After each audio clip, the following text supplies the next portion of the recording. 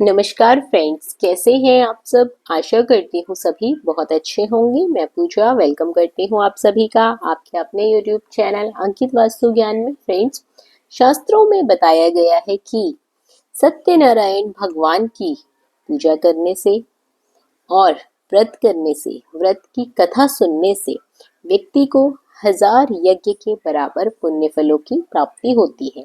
सत्यनारायण भगवान व्रत की कथा हर पूर्णिमा को सुनी जा सकती है।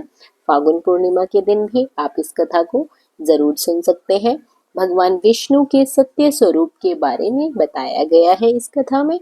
इस व्रत का पाठ करने से घर में सुख समृद्धि का वास होता है और इसी के साथ साथ भगवान श्री हरि विष्णु की कृपा सदैव अपने भक्तों पर बनी रहती है। जो व्यक्ति कथा का श्रवण करता है, श्री हरि विष्णु उसको पुण्य फलों की प्राप्ति देते हैं, साथ ही मोक्ष का भी वरदान मिलता है। तो फ्रेंड्स, कथा इस प्रकार है। एक समय की बात है, नैमिषारण्य तीर्थ में शौनकादि 88,000 ऋषियों ने श्री सूत जी से कहा, इस कलयुग में वेद विद्या रहित मनुष्य को प्रभु भक्ति किस प्रकार मिल जाती है तथा उनका उद्धार कैसे होता है। हे मुनिश्रेष्ठ, कोई ऐसा तप बताइए जिससे थोड़े समय में ही काफी पुण्य मिल जाए और साथ ही मन इच्छा वरदान भी पूरा हो जाए। इस प्रकार की कथा सुनने की हम इच्छा रखते हैं। सर्व शास्त्रों के ज्ञाता सूत जी बोले, हे वैष्णवों में पूज्य, आप सभी ने प्राणियों के हित की बात पूछी है, इसीलिए मैं एक ऐसे श्रेष्ठ व्रत को आप लोगों को बताऊंगा जिसे नारद जी ने लक्ष्मी नारायण जी से पूछा था और लक्ष्मीपति ने मणिश्रेष्ठ नारद जी से कहा था। आप सभी इसे ध्यानपूर्वक जरूर सुनिए। एक समय की बात है, योगीराज नारद जी दूसरों के हित की इच्छा के लिए अनेकों लोकों में घूमते हुए मृत्यु लोक में आ पहुंचे। यहाँ उन्होंने अनेक योनियों में जन्मे प्राय सभी मनुष्य को अपने कर्मों द्वारा अनेकों दुखों से पीड़ित देखा। उनका दुख देख नारद जी सोचने लगे कि कैसा यत्न किया जाए जिसके कारण निश्चित रूप से मानवों के दुखों का अंत हो जाए। इस विचार पर मनन करते हुए विष्णु लोक में गए। वहां वह देवों के ईश नारायण की स्तुति करने लगे, जिनके हाथों में शंख चक्र गदा और पद्म थे। वे गले में वरमाला पहने हुए थे। स्तुति करते हुए नारद जी बोले, हे भगवान, आप किस देवता का स्मरण कर रहे हैं। मन तथा वाणी भी आपको नहीं पा सकती। आपका आदि मध्य तथा अंत नहीं है। निर्गुण स्वरूप सृष्टि के कारण भक्तों के दुखों को दूर करने वाले हे विष्णु जी, आपको मेरा सत सत नमन है, नमस्कार है। नारद जी की स्तुति सुन विष्णु भगवान बोले, हे मुनिश्रेष्ठ, आपके मन में क्या बात है। आप किस काम के लिए यहाँ पधारे हैं, निसंकोच होकर मुझसे कहिए। इस प्रकार नारद मुनि ने बोले कि मृत्यु लोक में अनेक योनियों में जन्मे मनुष्य अपने कर्मों के द्वारा अनेकों दुखों से दुखी हैं। हे नाथ, आप मुझ पर दया करिए और मुझे बताइए कि वे मनुष्य थोड़े से प्रयास से ही किस प्रकार अपने दुखों से छुटकारा पा सकते हैं। श्री हरि बोले, हे नारद, मनुष्य की भलाई के लिए तुमने बहुत अच्छी बात पूछी है।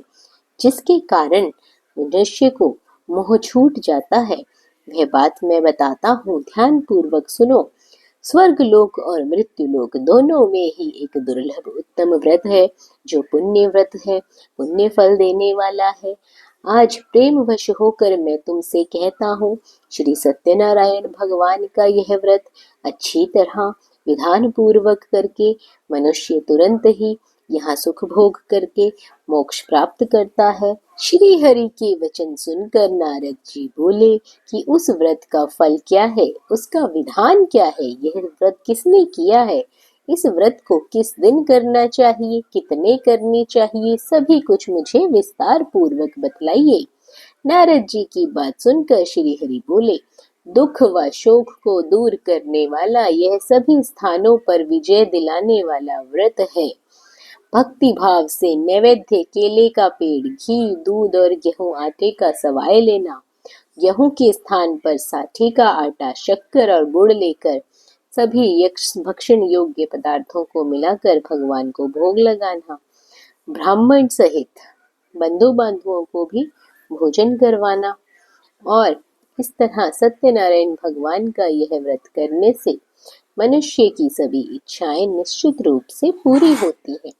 इस कलिकाल अर्थात कलयुग में मृत्यु लोक में मोक्ष का यही एक सरल सा उपाय है।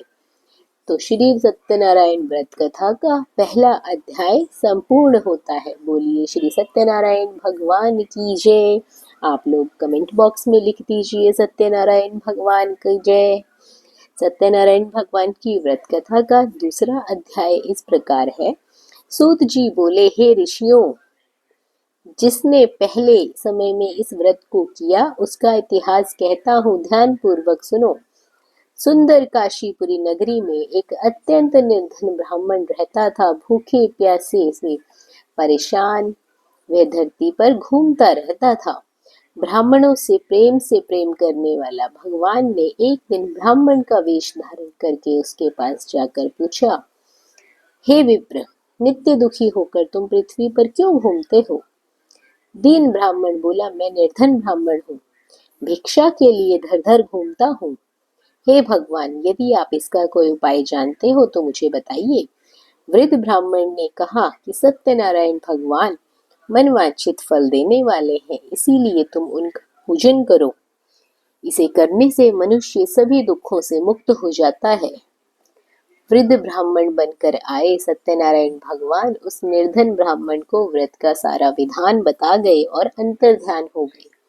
ब्राह्मण मन ही मन सोचने लगा कि जिस व्रत को वृद्ध ब्राह्मण करने को कह गया है, मैं उसे जरूर करूंगा। ये निश्चय करने से उसके बाद रात में उसे नींद ही नहीं आई। वह सवेरे उठकर सत्यनारायण भगवान के व्रत का निश्चय कर भिक्षा के लिए चला गया। उस दिन निर्धन ब्राह्मण को भिक्षा में बहुत ही अधिक धन मिला, जिससे उसने बंधु बांधवों के साथ मिलकर सत्यनारायण भगवान का व्रत संपन्न किया। भगवान सत्यनारायण का व्रत संपन्न करने के बाद वह निर्धन ब्राह्मण सभी दुखों से छूट गया और अनेक प्रकार की संपत्तियों से युक्त हो गया। उसी समय ये ब्राह्मण हर माह इस व्रत को करने लगा। इस तरह से सत्यनारायण भगवान के व्रत को जो मनुष्य करेगा वह सभी प्रकार के पापों से छूटकर मोक्ष को प्राप्त करेगा। जो मनुष्य इस व्रत को करता है वह सभी दुखों से मुक्त हो जाता है। सूत जी बोले, इस तरह नारद जी ने नारायण जी को कहा, श्री सत्यनारायण व्रत को मैंने तुमसे कहा, अब मैं क्या कहूँ ऋषि। संसार से विप्र से सुनकर किस किस ने इस व्रत को किया है, इस बात को मैं सुनना चाहता हूँ। एक समय वही विप्र धन और ऐश्वर्य के अनुसार सभी बंधु बांधवों के साथ इस व्रत को करने को तैयार हुआ। उसी समय एक लकड़ी बेचने वाला बूढ़ा आदमी आया और लकड़ियां बाहर रखकर अंदर ब्राह्मण के घर गया। प्यास से दुखी लकड़हारा उनको व्रत करते देख नमस्कार करके पूछने लगा, आप लोग क्या कर रहे हैं? कृपया मुझे भी बताइए। इसको करने से क्या फल मिलेगा और ये कौन सा व्रत है? ब्राह्मण ने कहा कि सभी मनोकामनाओं को पूरा करने वाला यह श्री सत्यनारायण भगवान का व्रत है। इनकी कृपा से मेरे घर में धन धान्य में वृद्धि हुई है। ये बात सुनकर लकड़हारा बहुत प्रसन्न हुआ। चरणामृत लेकर वह प्रसाद खाने के बाद अपने घर गया। लकड़हारे ने भी मन में संकल्प किया कि आज लकड़ी बेचने के बाद जो भी धन मिलेगा उससे मैं श्री सत्यनारायण भगवान का व्रत करूंगा, क्योंकि ये व्रत तो बहुत उत्तम व्रत है। मन में इस विचार को ले बूढ़ा आदमी अपने सिर पर लकड़ियां रख उसे नगर में बेचने गया। जहां धनी लोग ज्यादा थे उसे लकड़ियों के पहले से 4 गुना दाम मिले। बूढ़ा बहुत प्रसन्न हुआ। साथ ही दाम लेकर केले, शक्कर, घी, दूध, दही और गेहूं का आटा ले सत्यनारायण भगवान के व्रत की सामग्रियां लेकर अपने घर चला गया। अपने बंधु बांधवों को बुलाकर सत्यनारायण भगवान का पूजन करने लगा, व्रत संपन्न किया। इस व्रत के प्रभाव से बूढ़ा लकड़हारा धन, पुत्र आदि से युक्त होकर समस्त संसार के सुखों को भोगता हुआ अंत में बैकुंठ धाम को चला गया। बोलिए श्री सत्यनारायण भगवान की जय। सत्यनारायण भगवान की कथा का तीसरा अध्याय। सूत जी बोले, आगे की कथा मैं तुम्हें सुनाता हूँ। पहले समय में उल्कामुख नाम का एक राजा था। राजा बोला, हे साधु, अपने बंधु बांधवों के साथ पुत्रादि की प्राप्ति के लिए एक महाशक्तिमान श्री सत्यनारायण भगवान का व्रत और पूजन कर रहा हूँ। राजा के वचन सुन साधु आदर से बोला, हे राजन, मुझे इस व्रत का सारा विधान कहिए। आपके कथन अनुसार मैं भी इस व्रत को करूंगा। मेरी भी संतान नहीं है। इस व्रत को करने से निश्चित रूप से मुझे संतान की प्राप्ति होगी। राजा से व्रत का सारा विधान सुन व्यापार से निर्वित हो वो अपने घर चला गया। साधु वैश्य ने अपनी पत्नी को संतान देने वाले इस व्रत का वर्णन कहा कि जब मेरी संतान होगी तो मैं इस व्रत को अवश्य करूंगा। साधु ने इस तरह के वचन अपनी पत्नी लीलावती से कहे। एक दिन लीलावती पति के साथ आनंदित हो संसारिक धर्म में प्रवृत्त होकर सत्यनारायण भगवान की कृपा से गर्भवती हो गई। 10वें महीने में उसके गर्भ से एक सुंदर सी कन्या का जन्म हुआ। दिनों दिन वह ऐसे बढ़ने लगी जैसे कि शुक्ल पक्ष का चंद्रमा बढ़ता है। माता पिता ने अपनी इस कन्या का नाम कलावती रखा। एक दिन लीलावती मीठे शब्दों में अपने पति को याद दिलाती है कि आपने सत्यनारायण भगवान की व्रत का संकल्प किया था, उसे करने का समय आ गया है। आप इस व्रत को करिए। साधु बोला कि हे प्रिय, इस व्रत को मैं अपनी कन्या के विवाह पर करूंगा। इस प्रकार अपनी पत्नी के आश्वासन देकर वह नगर को चला गया। कलावती पिता के घर में रह वृद्धि को प्राप्त हो गई। साधु ने एक बार नगर में अपनी कन्या को सखियों के साथ देखा तो तुरंत ही दूत को बुलाया और कहा, मेरी कन्या के योग्य वर देखो। साधु की बात सुनकर दूत कंचन नगर में पहुंचा। वहां देखभाल कर लड़की के लिए सुयोग्य वाणिक पुत्र को ले आया। सुयोग्य लड़के को देख साधु और बंधु बांधवों सहित उसने अपनी पुत्री का विवाह कर दिया। लेकिन दुर्भाग्य की बात ये थी कि साधु ने अभी भी सत्यनारायण भगवान का व्रत नहीं किया। इस प्रकार श्री भगवान सत्यनारायण क्रोधित हो गए और उन्होंने साधु को श्राप दे दिया कि साधु को अत्यधिक दुख मिले। अपने कार्य में कुशल साधु बनिए। जमाई को लेकर समुद्र के पास स्थित होकर रत्नासुर में नगर में जा पहुंचा। वहां जाकर दामाद ससुर दोनों मिलकर चंद्रकेतु राज्य के नगर में रहने लगे, व्यापार करने लगे। एक दिन सत्यनारायण की माया से एक चोर राजा का धन चुराकर भाग रहा था। उसने राजा के सिपाहियों को अपना पीछा करते हुए देखा और धन वहां रख दिया जहां साधु अपने जमाई के साथ ठहरा हुआ था। राजा के सिपाहियों ने साधु वैश्य के पास राजा का धन पड़ा देख तो वह ससुर जमाई दोनों को बांधकर प्रसन्नता से राजा के पास ले गए। कहा कि उन दोनों ने चोरों को हमने पकड़ लिया है, आप आगे की कार्यवाही कर सकते हैं। राजा की आज्ञा से उन दोनों को कठिन कारावास में डाल दिया गया और उनका सारा धन भी उनसे छीन लिया गया। श्री सत्यनारायण भगवान से साधु को श्राप मिला। अब साधु की पत्नी बहुत दुखी हुई। घर में जो धन रखा था उसे चोर चुरा ले गए। शारीरिक और मानसिक पीड़ा में भूख प्यास से अति दुखी हो अंत में चिंता से कलावती के ब्राह्मण के घर गई। वहां उसने श्री सत्यनारायण भगवान का व्रत होते देखा। फिर कथा सुनी, प्रसाद ग्रहण किया, घर वापस आई तो माता की कलावती से पूछा कि हे पुत्री, अब तुम कहाँ थी, तेरे मन में क्या है? कलावती ने अपनी माता से कहा, हे माता, मैं एक ब्राह्मण के घर सत्यनारायण भगवान के व्रत देख के आई हूँ। कन्या के वचन सुनकर लीलावती भगवान के पूजन की तैयारी करने लगी। लीलावती के परिवार व बंधुओं सहित सत्यनारायण भगवान का पूजन किया और उसने वर मांगा कि मेरे पति और जमाई शीघ्र ही घर आ जाएं।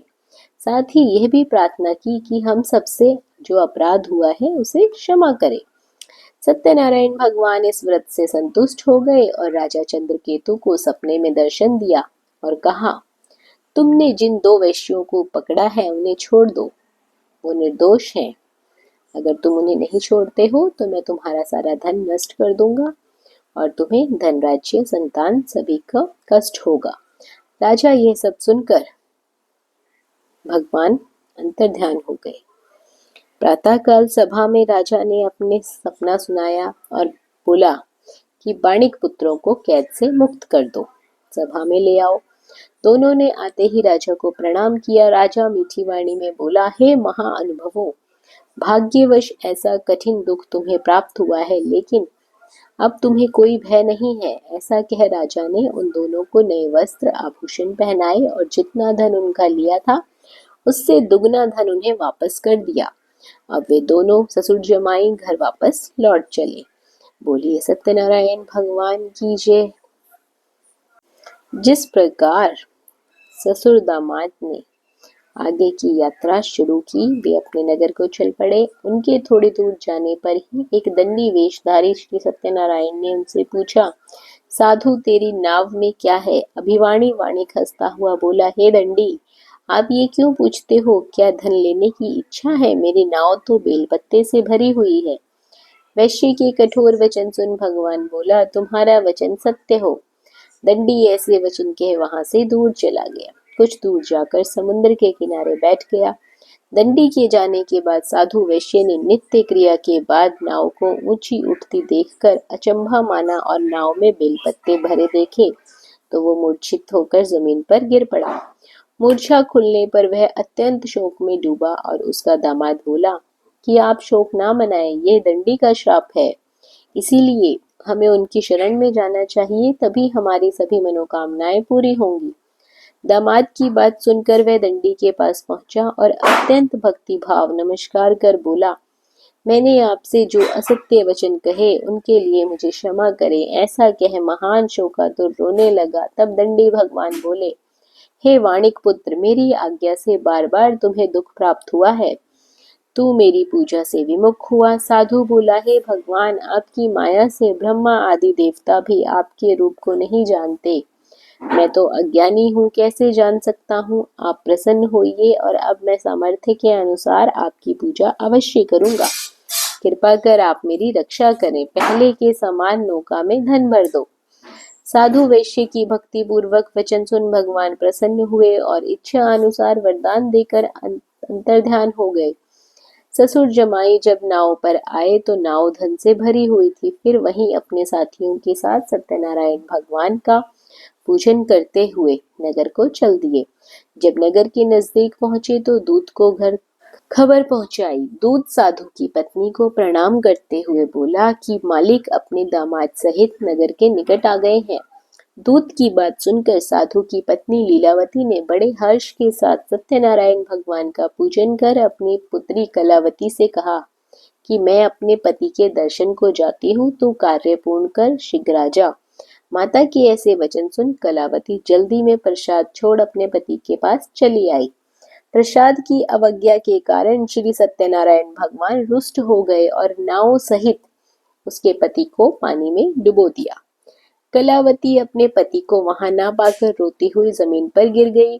नौका को डूबा हुआ देख और कन्या को रोता देख साधु बहुत दुखी हुआ और बोला कि हे प्रभु, मुझसे तथा मेरे परिवार से जो भी भूल हुई है उसे क्षमा करो। साधु के दीन वचन सुनकर श्री सत्यनारायण भगवान प्रसन्न हुए और आकाशवाणी हुई, हे साधु, तेरी पुत्री मेरा प्रसाद छोड़कर आई है, इसीलिए उसका पति अदृश्य हो गया है। यदि वह घर जाकर प्रसाद खाकर लौटती है तो इसे अपना पति अवश्य मिलेगा। ऐसी आकाशवाणी सुन कलावती घर पहुंचकर प्रसाद खाती है और फिर आकर अपने पति के दर्शन करती है। इस प्रकार जो भी बंधु बांधव सहित श्री सत्यनारायण भगवान का पूजन करता है वह हर लोक में सुख होता है और स्वर्ग को प्राप्त करता है। बोलिए श्री सत्यनारायण भगवान की जय। तो फ्रेंड्स, ये थी श्री सत्यनारायण भगवान की कथा।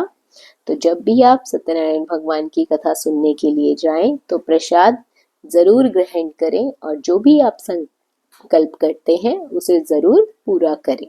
सत्यनारायण भगवान की कृपा से सभी लोगों को हर तरह की मनवांछित इच्छा पूरी होती है। आशा करती हूँ ये सभी कथा आपको पसंद आई होगी। वीडियो अच्छी लगी हो तो वीडियो को लाइक और शेयर जरूर करें। चैनल पर पहली बार आए हैं तो सब्सक्राइब करना बिल्कुल ना भूलिए। बने रहिए आपके अपने यूट्यूब चैनल अंकित वास्तु ज्ञान में। धन्यवाद।